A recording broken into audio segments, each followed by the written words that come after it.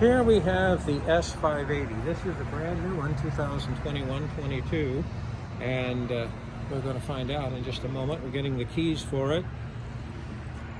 Here we see, of course, the film there on the, or the feature on the glass of the rear windshield. It has a very strange look, but that's going to keep out the infrared light, and very softened lights coming in from behind. It may even have the curtain that goes up.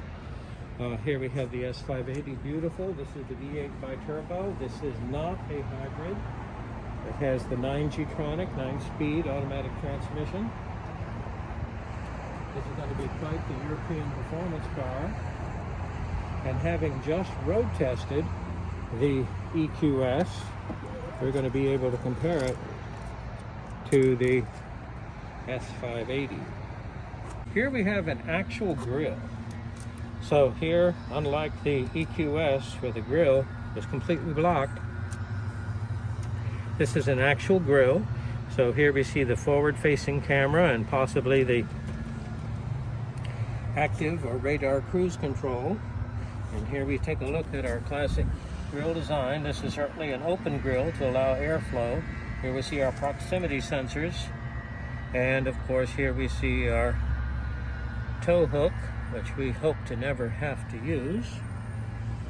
One thing that's nice here is we retain the classic Mercedes emblem on the hood. That's certainly a nice feature. I think people miss that, and now we got it back. The headlights look just like the EQS, very similar, and these are a Mercedes-Benz headlights. Very nice, look very good. Here we go. Okay, now this is the gasoline S580, and just sitting in it, I couldn't tell the difference. This feels just like the EQS. And so go ahead and start. All right, let's go ahead and start it.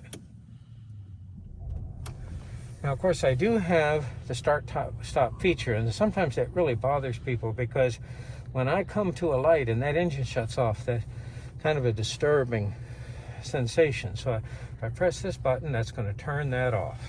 So now it won't shut off. Now this is the, I guess the 4.7 liter bi-turbo, or is this the 5.5 liter? This is the 5.5. Yeah, this is the 5.5 liter bi-turbo, and as their saying goes, there is no replacement for displacement. So I not only have a large displacement engine, our classic S550, but I also add the twin turbocharger. So this is going to be a very peppy car. Let's take a look. The basic layout and controls and the steering, and obviously I have this electric assist steering, feels exactly like the EQS, or should I say the EQS feels exactly like the S580. All right, I do have a drive shaft and a transmission, so I don't have the compartment underneath the console, but let's just take a quick look. The only difference here is I had a pocket on this side. Now I have a pocket on this side, and it's quite deep and lit. So you want to set your cell phone or so. Oh, actually a cell phone charger, isn't it? Okay, that's what that's for. Put your cell phone in there, and there I have the ability of the wireless charging feature. Here's my USB, and you notice that's not a conventional USB. What do we call that right there? It's a USB-C. USB-C. So here we get with the program, and that's what happened with the new iPhone. The charging cable is USB-C. Here we see the cup holder is a little different. Here we see a very similar cargo compartment. All right, and let's try this. Come up a little bit on this. I'd like to come down on my temperature a little. And let's see, my mode is there we go. So I'm going to go to the dash for me, and all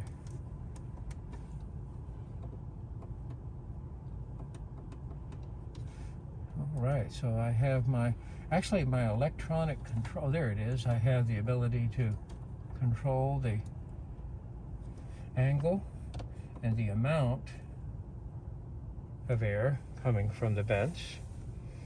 And actually, in driving the S580, I have trouble determining that it's not the EQS. So it almost feels the same.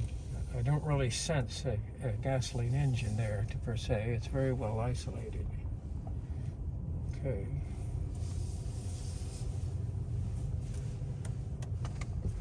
It's a very good feel. Steering feels the same. Brakes feel the same.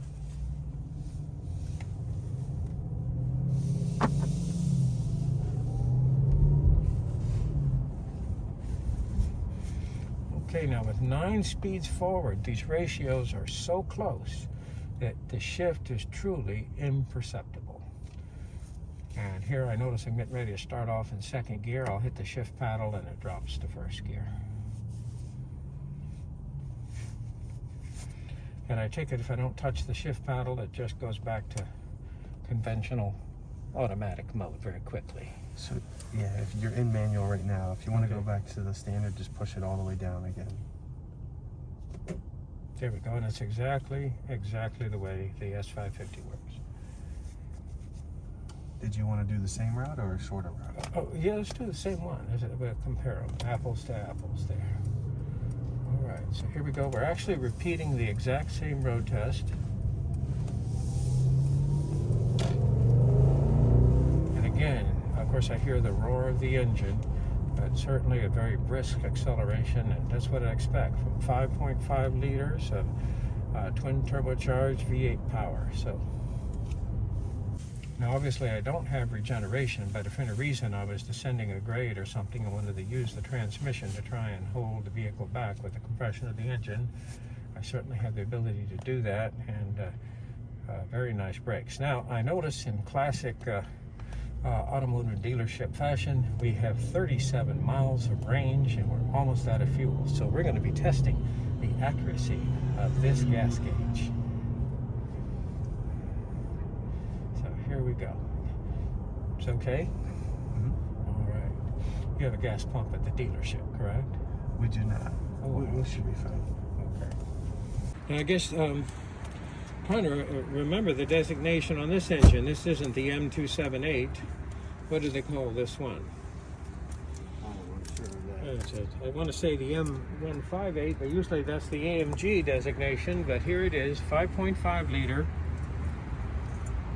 twin turbo hot V engine. Intake manifolds are down here on the sides. Here's the inlet to the air cleaner. Turbochargers are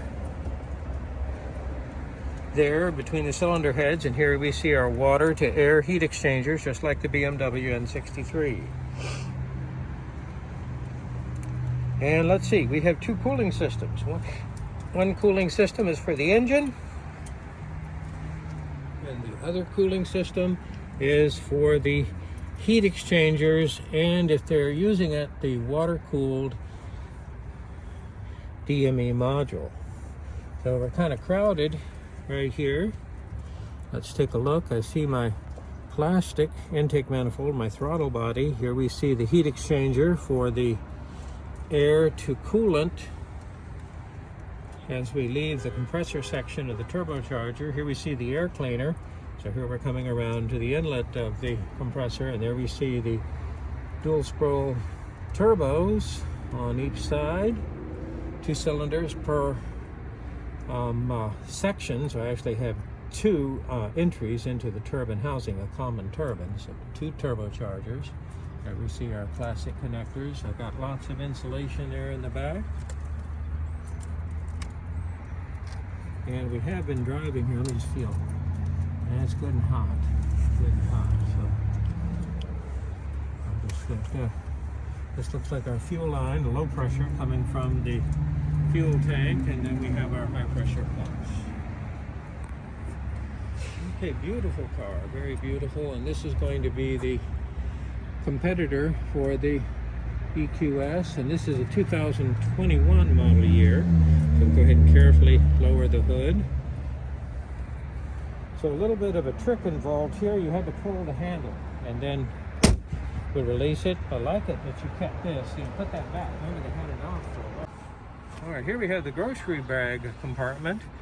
Very nice. And Kyle, if you would please go ahead and fold that up for us and show us how that kind of works too. You want to hold it down so it doesn't snap off, and there it comes up. That's very nice. One thing that we certainly want to take a quick peek at though is this is a $125,000 car, so this is considerably more expensive than the EQS, and this is the 2021 model year. So if that provides a comparison there, the EQS is actually a little cheaper. Of course, that's a two-wheel drive EQS,